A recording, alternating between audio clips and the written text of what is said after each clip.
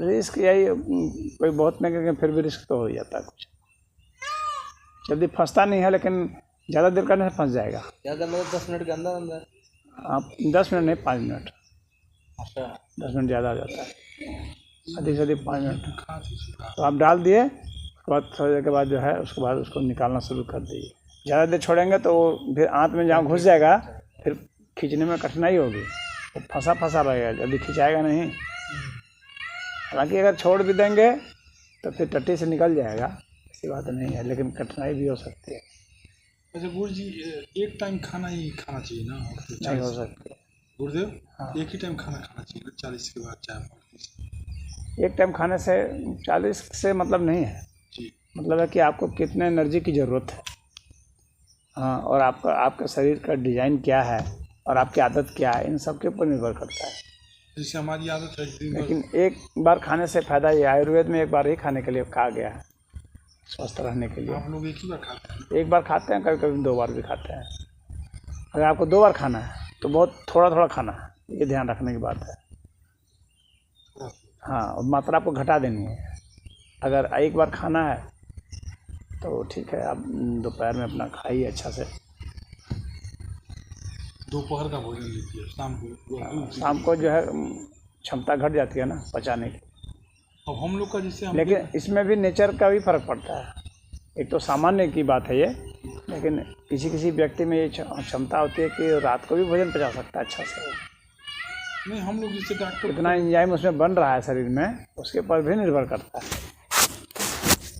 बात समझ में आ रही है? व्यक्ति के ऊपर है। व्यक्ति के ऊपर, लेकिन सामान्य यही है कि रात को नहीं खाना चाहिए। विश्वरूप राय चौधरी या सुबह जितना खाए हैं उसका आधा दोपहर खाइए, दोपहर जितना खाए हैं उसका आधा रात को खाइए। ये भी टेक्निक ठीक है। आधा आधा करते, सबसे ज़्यादा सुबह खाइए। नेचुरोपैथी के हिसाब से खाएंगे तो सबसे ज़्यादा 7-8 बजे। हाँ, सुबह में कब? 7-8 सुबह में जितना जल्दी सुबह आप खा सकते हैं, जब भूख आपको जब लगे। लोग कहते हैं कि 8-9 बजे के आसपास से जो खाएंगे अच्छा है। हाँ, तो जब धूप निकल जाए, जो धूप निकल जाए तो सामान्यतः हम लोग की जठराग्नि सक्रिय हो जाती है। सक्रिय हो जाती है 7 बजे के आसपास। हाँ, तो सुबह में थोड़ा बहुत योग किए, व्यायाम किए, और इसके बाद जो है हम खाना शुरू करिए। विश्वरूप राय तो आधा खाएंगे, उसके बाद फिर उसका आधा खाएंगे, फिर उसका आधा खाएंगे, ऐसे है। नेचुरोपैथी में ऐसा ही है।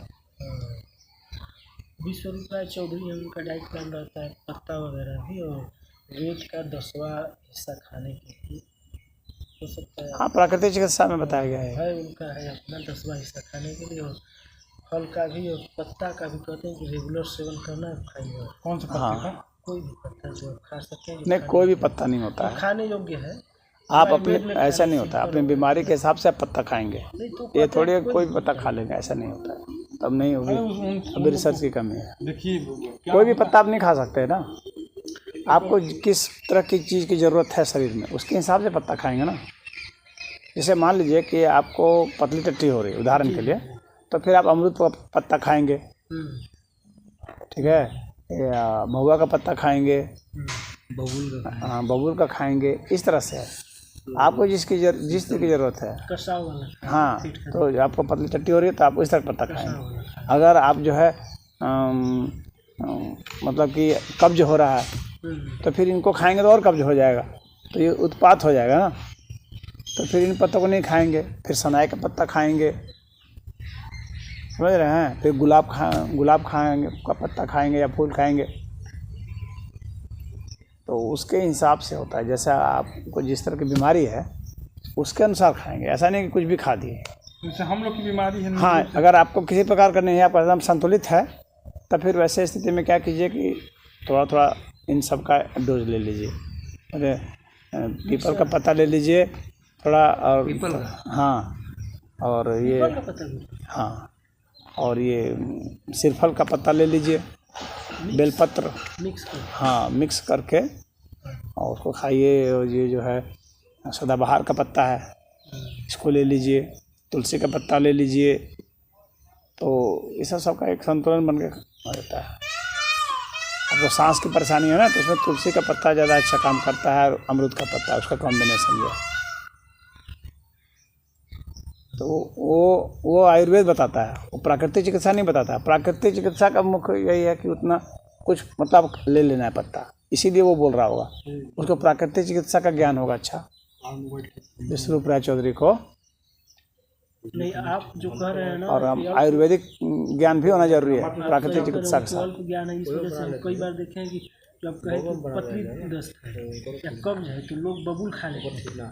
और क्या होता है कि जब कब्ज रहता है तो वही बबूल ही लाइटिंग से एकदम निकलता है पत्ता, तो लोग कहते हैं कुछ है ये नहीं, आयुर्वेद में बबूल का पता ही कहीं नहीं है, बनवे ना किले से पीटा हुआ है। आप बता रहे हैं कि कब्ज में बबूल नहीं लेना है, सनाए लेना है और गुलाब वाला ना। हाँ, गुलाब लेना है। बताइए, वो कहते हैं कि ले लीजिए पत्ता, ले लीजिए फाइबर, कोई भी कैसे ले लेंगे? नहीं, ऐसा नहीं होता। सबकी तासीर अलग है ना। हाँ, कोई भी नहीं ले सकते आप। मुख्य तासीर। हाँ, सबकी तासीर अलग है। वो पत्ता कसाय गुण का है कि तीखे गुण का है जी, हाँ, कि चरपरे गुण का है। सबका स्वाद अलग ना होगा, चरपरा का नेचर अलग होगा, वो शरीर में जाकर अलग इफेक्ट डालेगा। चरपरा क्या करेगा? जैसे कि सदाबहार का जो है, आप कभी खाए हैं? नहीं, हम नहीं खाए। तो वो चरपरा होता है स्वाद। हाँ हाँ, चाहे चिलबिल खाए हैं? चिलबिल, हाँ, चिलबिल खाए। तो वो भी चरपरा होता है।